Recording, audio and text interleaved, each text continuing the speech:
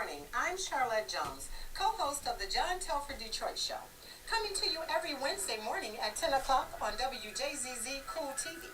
Also streaming on YouTube, Facebook, and Twitter. Dr. John Telford is a former Detroit Public Schools superintendent, a former world-class athlete, conqueror of Olympic champions, a championship track coach, poet, newspaper columnist, a longtime civil rights crusader, and author of 7 books: Creative Insubordination, What Old Men Know, The Will Robinson Story, The Poetic Prancings of Mad John, The Poet Emperor of Earth, and his explosive autobiography, A Life on the Run. Plus, another upcoming poetry book, Athletes, Activism, and Apple Boughs, a Detroit poetic epic. His books are available on Amazon.com or by calling 313-460-8272. That's 313-460-8272. Dr. Telford has been called a legend and also a lightning rod for controversy, a recipient of the City Council Spirit of Detroit Award and the Joe Louis Foundation Spirit of the Champ Award. He was named Wayne State University's Alumnus of the Year, and a Detroit track is named for him. His email is drjohntelfordedd@aol.com. That's dr.johntelfordedd@aol.com. Dr. Telford also has a show on WCHB AM 1340 that airs on Saturdays at 9:30 in the morning and Mondays at 6:30 in the evening. That's on WCHB AM 1340, Saturdays at 9:30 a.m. and Mondays at 6:30 p.m. And now, without further ado, I present to you that old native Detroiter, the one and only Dr. John Telford. Thank you, Charlotte Jones, You are welcome. a.k.a. Char J, author of A Ain't Always for Apple. A Ain't Always for Apple, an erotic adult poetry book. You gotta get Alphabet book. oh, right. It's You're the I'm poet. Right. An erotic adult alphabet book. Right. And this book is going to be a real seller. She got to get a manager, though. Yeah. You know? I'm Okay. gonna buy one today. Oh, okay. My name is Detroit. I'm a blue-collar town. Blue salt melts my mid-March snow. Speedy cars and sprinters spring from me. I father fierce fighters and funky music. In a Motown moment, I can spit the blues right back in a bureaucrat's eye. Have you never seen blue salt? No complex chemistry here. Only the old color of a new sky, and there's a new sky dawning on Detroit today because we have got Michael Fortner, attorney Michael Fortner, counselor Michael Fortner, Esquire, who helps the downtrodden. He is in the studio today, and we are going to interview him. And you know, there's a poem that I read a lot of times, and this poem reminds me of many of my guests. Particularly, it reminds me of Michael Fortner. And it's called The Values of Verse. Verse comes to us by pen or voice. We thus can always take our choice. Let me be also sure to mention that verse will gain us righteous vengeance via deft poetic arts that can topple oligarchs. Verse will clearly, plainly lay out what we poets dare to say out. Like gentle, mewling lambs, no more, but rather with a fearsome roar, as from some cacophonic corps of lions. And we have a lion in the studio today in the person of Michael Fortner. Michael Fortner. So, Mike, welcome to the John Telford Detroit Show with Char J, V. Starkey, and me. Doctor, I'm honored to be here. I'm honored to have the opportunity to meet you and spend time with you and Shar and everyone else. You know, I'm glad to be here. Thank you for having me. Well, I'm glad to have you here for a whole variety of reasons. Number one, you were hard to get here. after you said you wanted to be on the show, I was trying like hell to keep on getting hold of you again and again and again, and it was too late for me to get another guest. So no, I wasn't going to let you down. Well, you didn't. Had to juggle some things, but you know. Yeah, you know, this guy was right out in the hall about 2 minutes before the show started, and he was communicating with a court. You know, he was doing that.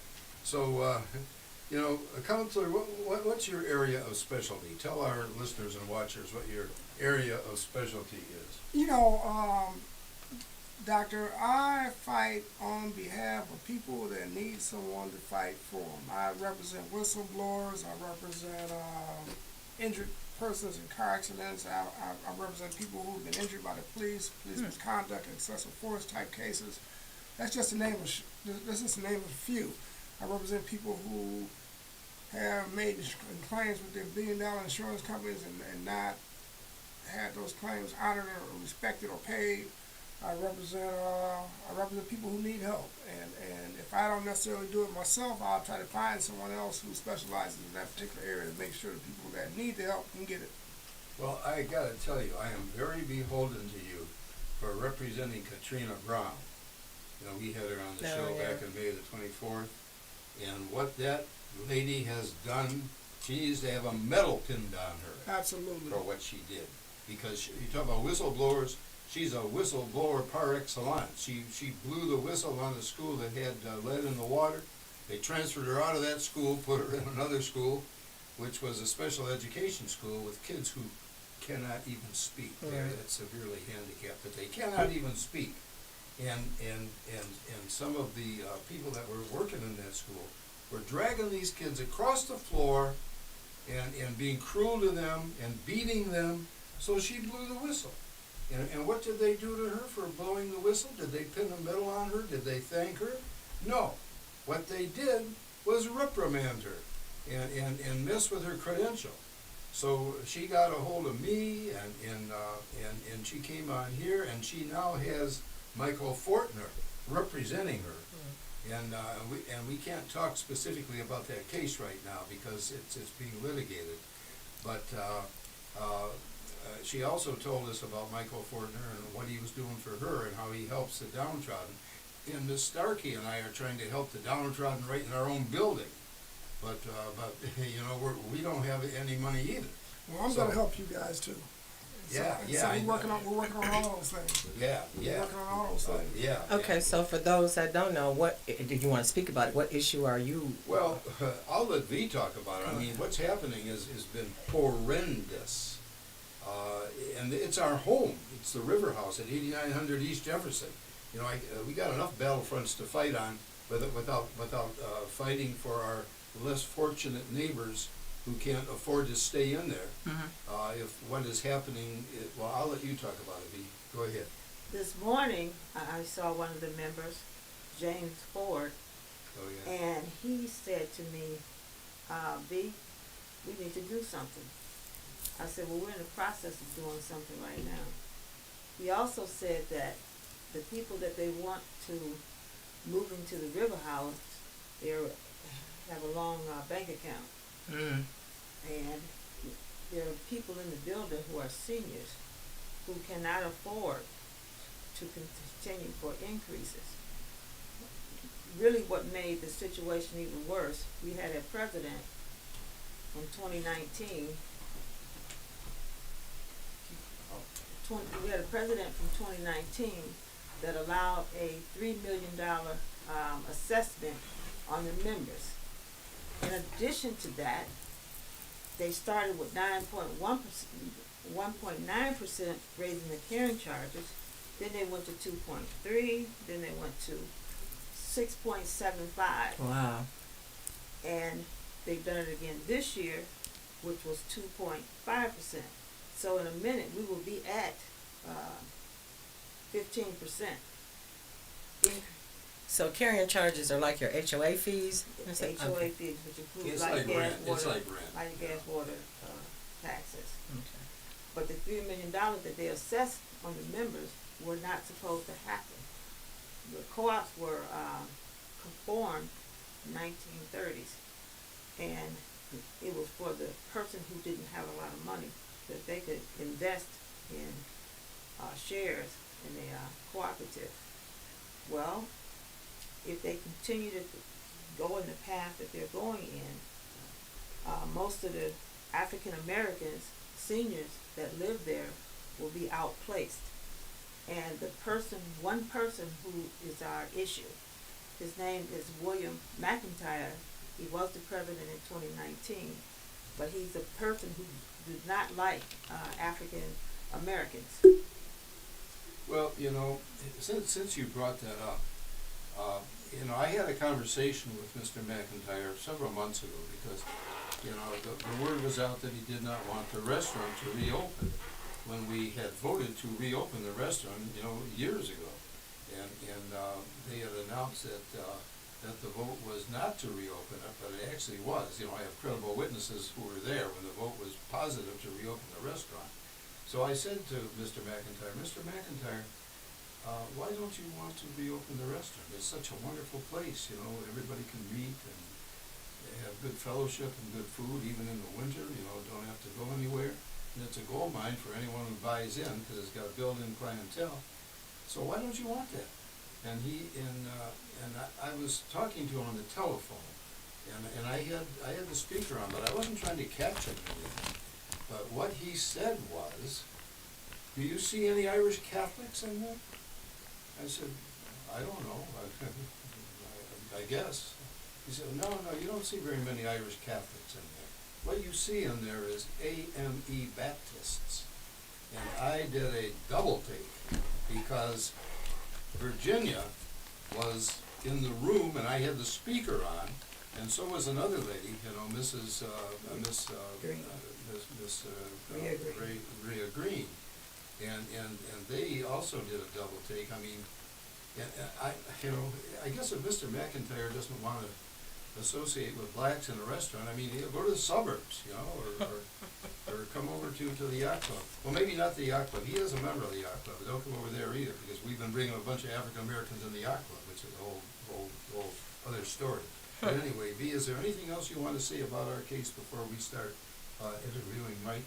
What I want to say is, it's urgently needed that we file in court to adhere to the bylaws of a petition meeting. Yeah, well, I mean, I don't, you know, I'm still confused. I just don't understand why this board just didn't call the meeting. I mean, they know full well that we want a meeting, and it doesn't say on the petition, you know, necessarily that we want the meeting, but that's just implied. I mean, Mr. McIntyre applied for a meeting without saying he wanted a meeting back in 2017. V, I think when you were Yes. when you were Yes, he was president- trying to remove officers. president of the board, and he didn't say he was asking for a petition. No. He didn't say he was asking for a meeting, but he got a meeting anyway. Right. So there's just it's just an established implied. This board knows doggone well, and you know, board, if you're listening, you're going to be getting a copy of this today. Okay, so he's gonna help you go against the board. That's what you're trying to get him to help you do, right? Yes. Absolutely. We want a meeting. That's all we want is the court to tell them, hey, these bylaws say that you are required to give them this meeting. Why are you not giving them this meeting? Okay. They appear to be duped by some of the people who've got some kind of a scheme to take over our building. I don't know if there's a loophole where they can break a contract with a co-op or not. It seems to me that the co-op contract's unbreakable, but you said you thought you maybe found a loophole somewhere. Well, we have, But anyway, we're interviewing Mike Fortner today, and he's doing some marvelous things for people who have no voice. They have no voice. And Mike, define whistleblower. You had mentioned, I think whistleblower has a legal definition as well as just tooting the whistle, you know? Well, whistleblower does have a legal definition, but the concept is that if you see corruption or illegality in your workplace, and I've seen it all over. We've seen it in school boards. We've seen it in police departments. We've seen it in various forms of government. Give me started in the school. You know, and so if you see it, and if you report it, and if you retaliate as a result of reporting it, you have the basis to file a lawsuit. And let me tell you how you report it. First of all, you've got to, what I tell all my clients to do is report it up the chain, report it by email. We don't want to get back and forth between he say, she say. Report it up the chain, report it to every agency that you can think of, quite frankly. If it's, for instance, in the school board, I told you to report violations like the stage Ms. Brown saw. Report those to the Michigan Department of Health and Human Services. Report it to the Michigan Department of Education. Report it up the line to everybody on the school board chain. And Dr. Brown or Professor Brown's not the only person who's been having problems with the school board. There's a lot of them, quite frankly, a lot of teachers. But like I said, I've seen it in the context of police officers. I've seen it in the context of other forms of government. And so the point I'm making is any place where you have human beings working, there's bound to be some form of corruption. So, go ahead. I'm sorry, G. So the person, the average person, I'm sorry. That's okay.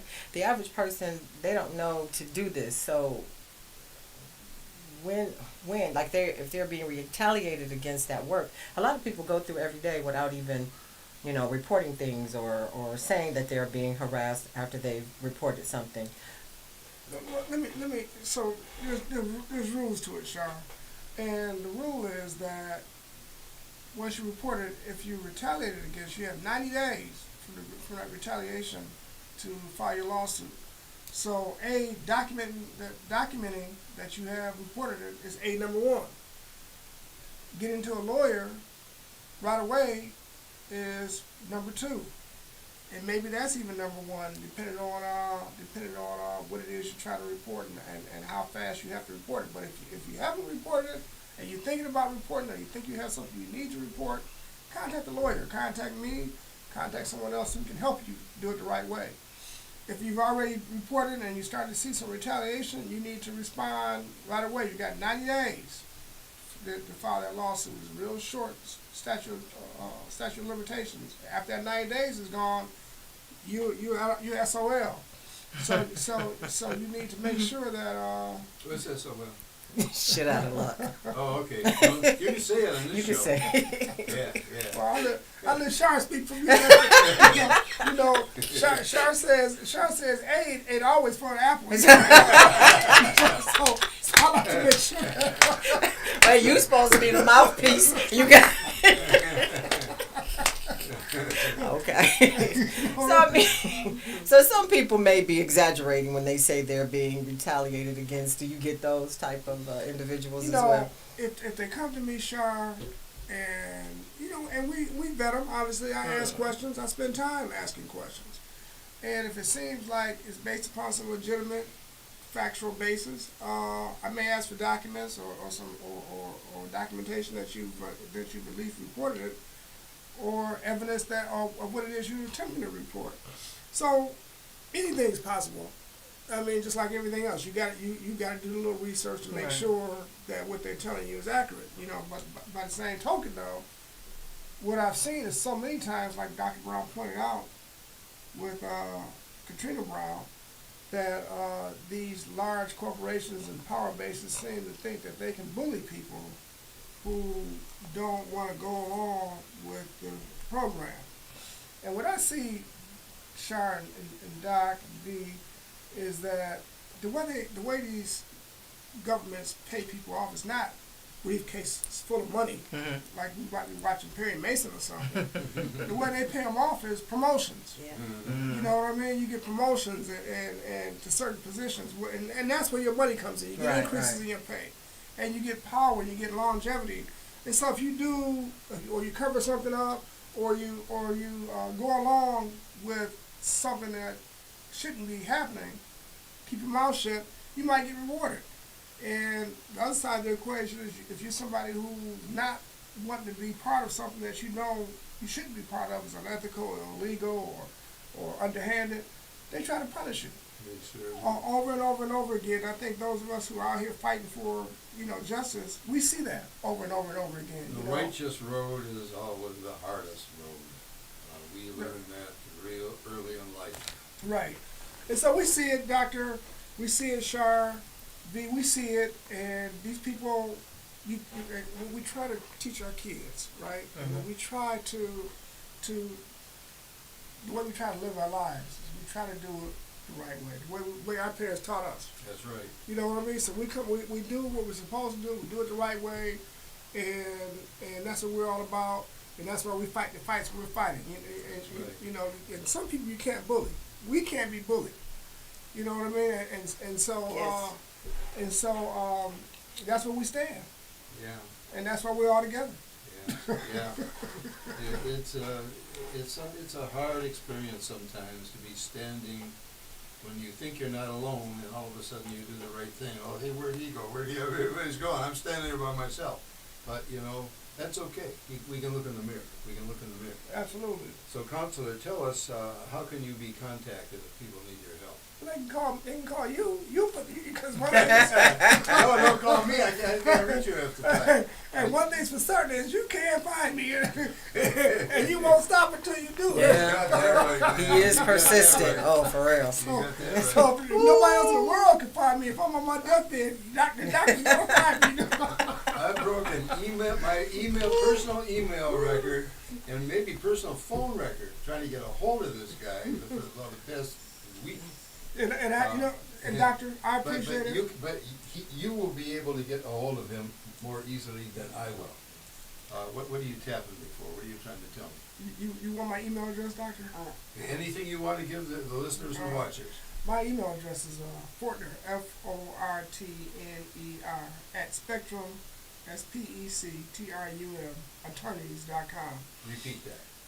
Fortner, FORTNER, at Spectrum, SPECTRUM, attorneys.com. So, and if you can't reach me there, you can always send the doctor an email and tell him you're trying to. What's your office phone number? Let me give you my office cell numbers. I don't know the phone number. I don't answer phones. 313-828-4288, and that's my work cell. 313-828-4288. And you can always leave a text message if you got something that you need to talk to me about right away. If you got a whistleblower type of situation you want to talk to me about. Now, don't be calling him if you told something and you think they retaliated, they suspended you, but then we find out you ain't been to work in 10 days. Right. And that's why you got suspended. Don't bother this man with that. Don't waste my time on nonsense. You gotta have a legitimate case. Right. And let me tell you this. I'm always glad to help anybody who really needs help. And we help people with discrimination. There's a lot of it nowadays. I mean, unfortunately, we were past all that stuff in our history in this country. But it seems to be on the uptick as opposed to the downturn. They're getting braver. And so there's a lot of that going on. Well, Trump has started the whole thing up again, with a vengeance. That man is just flat out racist. I want to talk to you about Trump, too, while we're at it, Doctor. But so there's a lot of discrimination. There's a lot of greed and corruption out here. There's a lot of police misconduct out here. I've seen cases where police officers have snatched little kids out of cars and beat them up and pointed guns at 13, 14-year-old kids and usually they're black kids, quite frankly. They've been doing that to my kids in Detroit for decades. Yeah. This is nothing new, but everything is getting worse, not better. Yeah. And as far as I'm concerned, Jim Crow still lives. And people won't report it because they're afraid of the police. And because I had a friend, they had an incident in Roseville, or I believe, and I said, tell, and she's like, no, they're not going to do anything.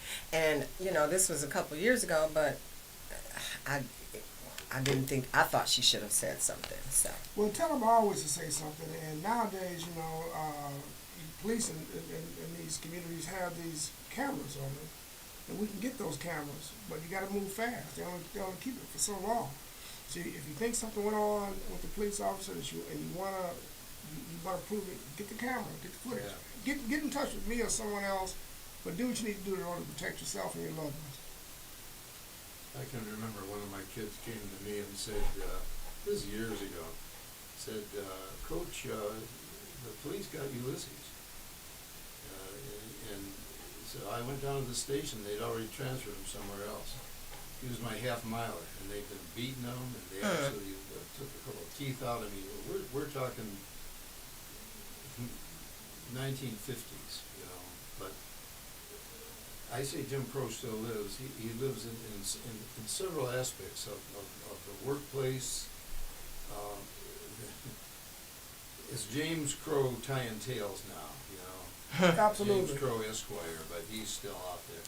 Okay, Counselor, I want to talk to you. You had mentioned that you handle accident cases, and I want to know. You sent me some questions too. What auto accident rules are rules that Michiganians need to know?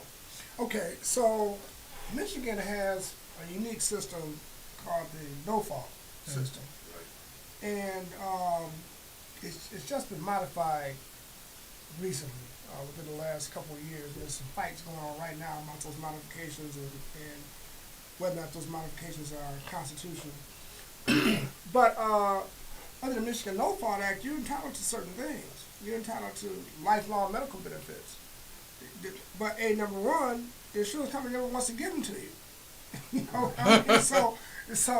and those members of the city of Detroit and other large urban communities are charged 7.5 times more for their insurance. Yes, they are. And so you charge 7.5 times more, and they do it based upon zip codes, which tell you that they do it based upon race. Yes. Right? Yes. And so instead of the claims getting paid and you being treated like you're a respected customer, they tie your claims up and make you file lawsuits, and they may go on for 2 years, 2.5 years, where the average person who doesn't have any lost wages coming in because they're not paying the lost wages and not paying for the nursing care. I have kids or young people who are dependent on nursing care. I mean, literally bedridden and cannot, catastrophically injured is what they call it. And the insurance companies won't pay for the nurses they need to live, so they make the parents do it. And then one of the changes to the no-fault reforms is that parents can only get paid for 8 hours a day, and so the other 16 hours a day, basically they're forced to do it for free. But and so that's one of the things that's being fought about right now. But if you get into an accident, let me say this too, because I'm not just speaking of insurance. I'm sorry, auto accidents. I'm talking about any type of insurance claim.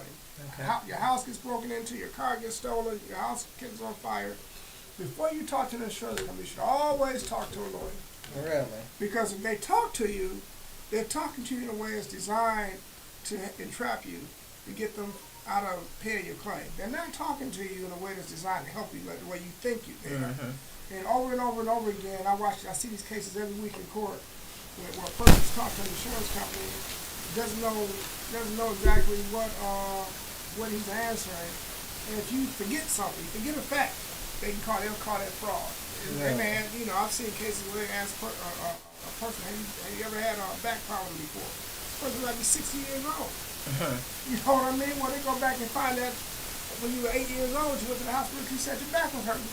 You know what I mean? You lied. You understand what I'm saying? Right, because you said that, right. And so the point is, so there's some practicality to it, but the reality of the situation is that that's the type of traps I'm seeing.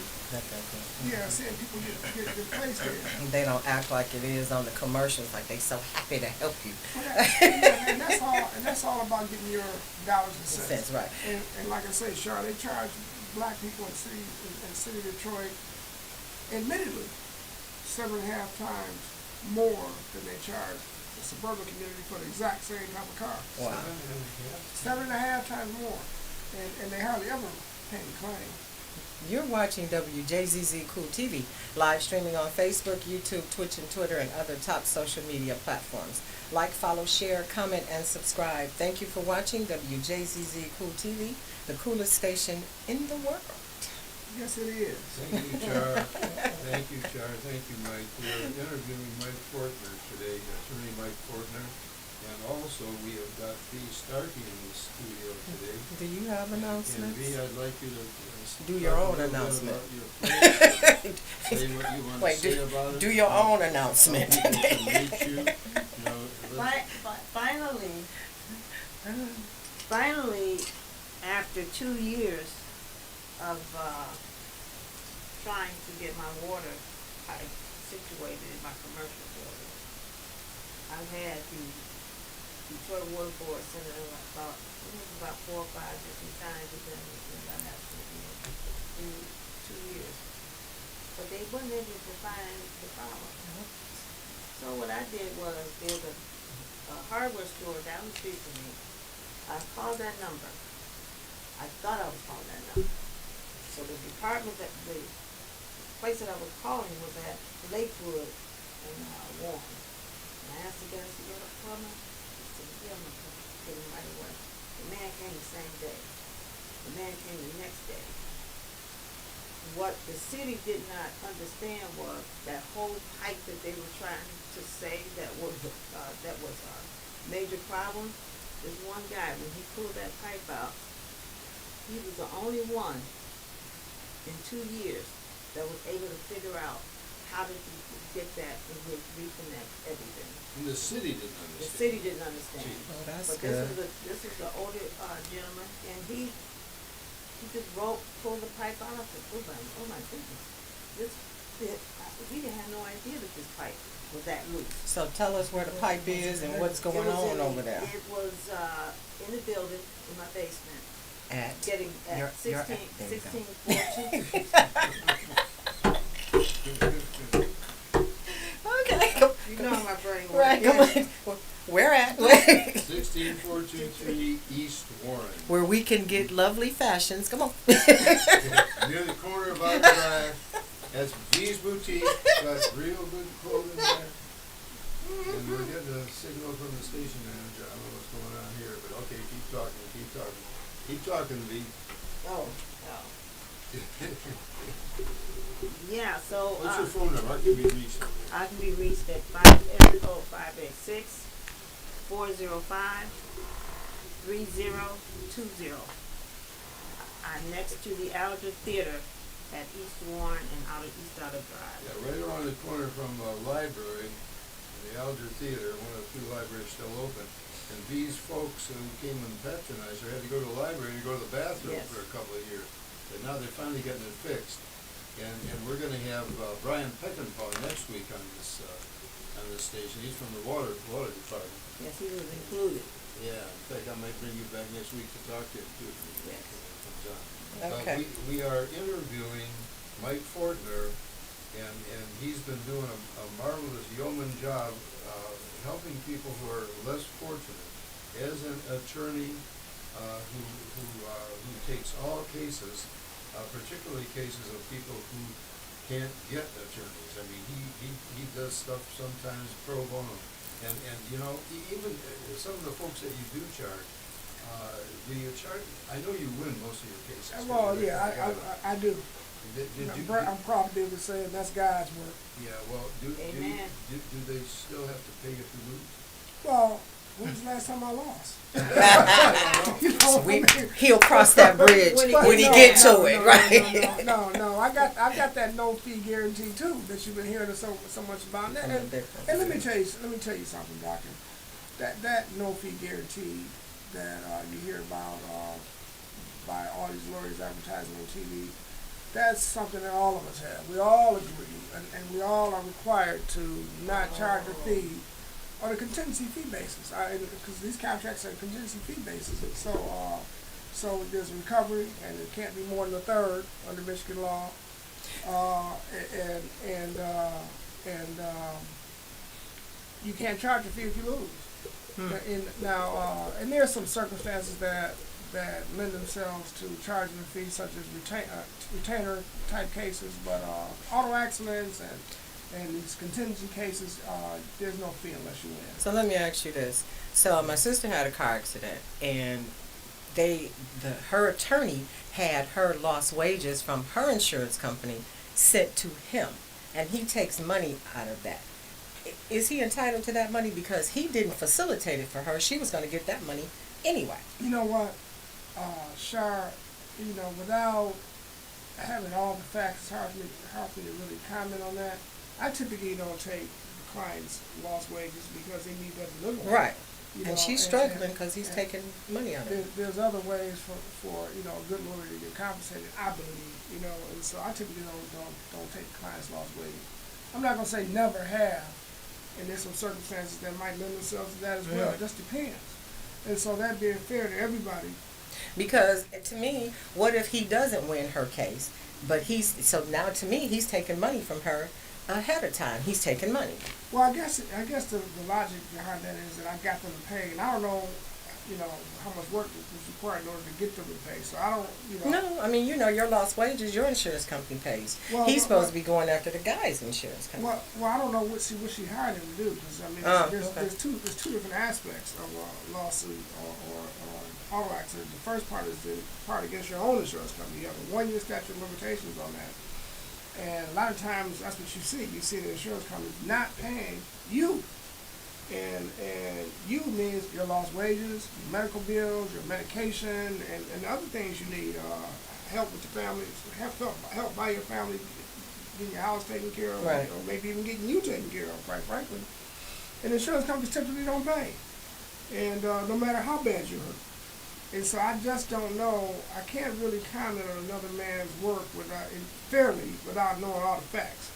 You know what I mean? So right. I don't want to say that what's going on there is wrong. I think that your sister, if she's got some concerns, you can bring her in. Three of us can sit down and talk, and I'll give her my honest opinion.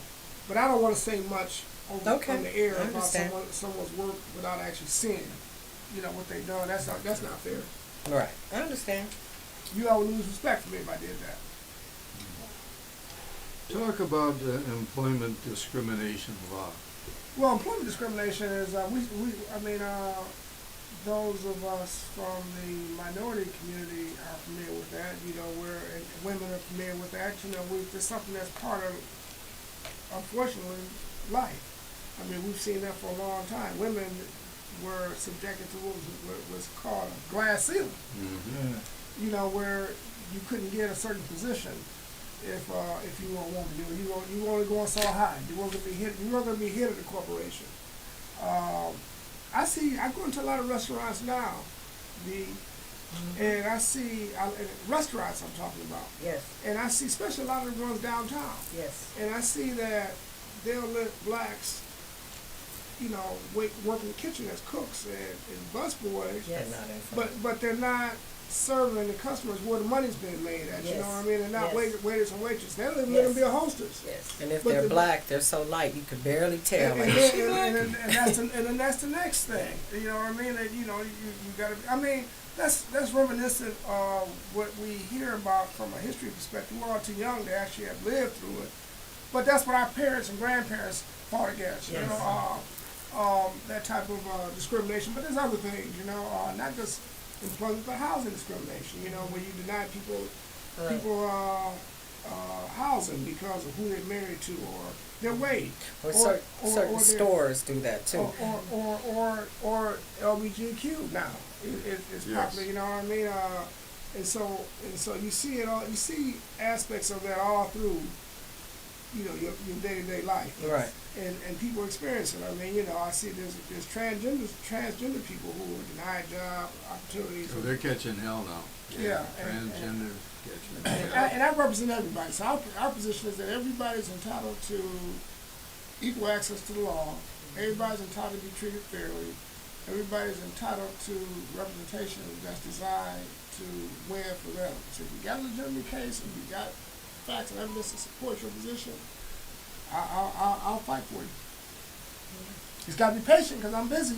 Yeah, That's a good thing. I've been finding that out. Are some insurance companies fairer than others? I like that question. Did Good did I give you that question? Yeah, you did. I knew there was a reason why I liked it, Sean. You know what my answer is? No. I think they're all the same. Oh, What man. I find is insurance companies are corporate entities, and they got one thing in mind, doctor, and that's trying to make money. That's the bottom And- line. And they use whatever means they can use in order to get there, including discrimination. They think that flies. That's the bottom line.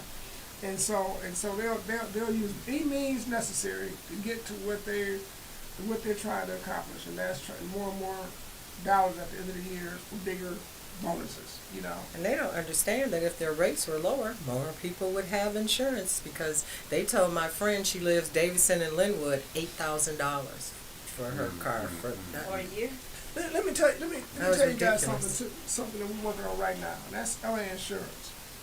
Yeah, LA Insurance will issue a policy for anybody, Yeah. and even if you don't have a valid driver's license. And the way they try to get around that is by basically having you sign forms that say that you have a valid driver's license. Their defense is Budget. we're not He didn't lie, you lied. right. We Yeah. don't have. We're not required to look. And the insurance, what they'll do is they'll keep taking the money until you get into a car accident. When you get into a car accident, then you get a letter from them saying, "Hey, look, we checked and you don't have valid driver's Yeah, license. right. So your policy's void. So now you didn't have any insurance." Well, Right. and not only is that a fraud on you or the person who is defrauded by way of the insurance, but it's a fraud on the public, because you get an accident with one of these young kids driving one of these fast cars and you think they're insured, and they're not insured. They might have killed you already, and they shouldn't even been on the road, to begin with. or shouldn't even been able to drive the car off the lot. You understand where I'm coming from? How that works against just basic public policy and basic common sense. So those are the type of issues that we're seeing that I'm fighting against. These companies are, go ahead. I don't think people realize what the no fault is. I don't think that they realize they can sue. Well, okay, that's one. Because when they don't know that information, like we saw a girl at the building. She was a security guard, and I asked her. She said her ribs were fractured or broken or something. I said, "Did you get a lawyer? Did you go to a lawyer?" She said, "No, I had no fault." But they don't realize that no fault is the insurance as well. Yeah, no fault. So when you purchased a no fault policy, you had for a long time unlimited lifelong medical benefits. It's capped now at $250,000, and that works real good if you're not hurt that bad. Right.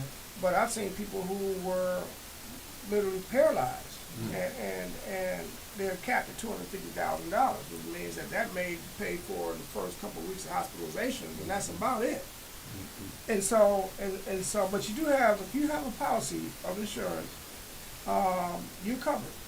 But I want your listeners to also understand this, that the only time you're excluded under the Michigan No Fault Act is if you're driving your own uninsured car.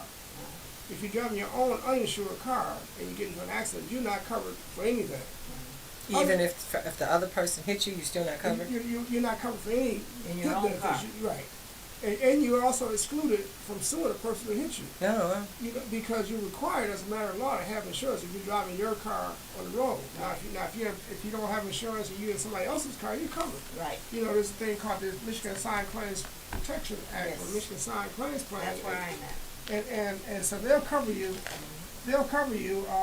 And before 2019, they covered you unlimited. And so so what the insurance companies have been trying to do, and I want your listeners to understand this, is if the accident occurred before 2019, do not sign over a waiver of your futures. That's been the big push, because there's so many people, we're living longer. And No Fault Act's been around since 1974. So there's lots of millions of injured people who have lifelong medical benefits, and the insurance companies trying to push them into sign these waiver of futures. And they want to buy them for as little as they can buy them for. I've seen cases where they say, "Hey, look, we'll give you $5,000 and try to waive the future." Yeah.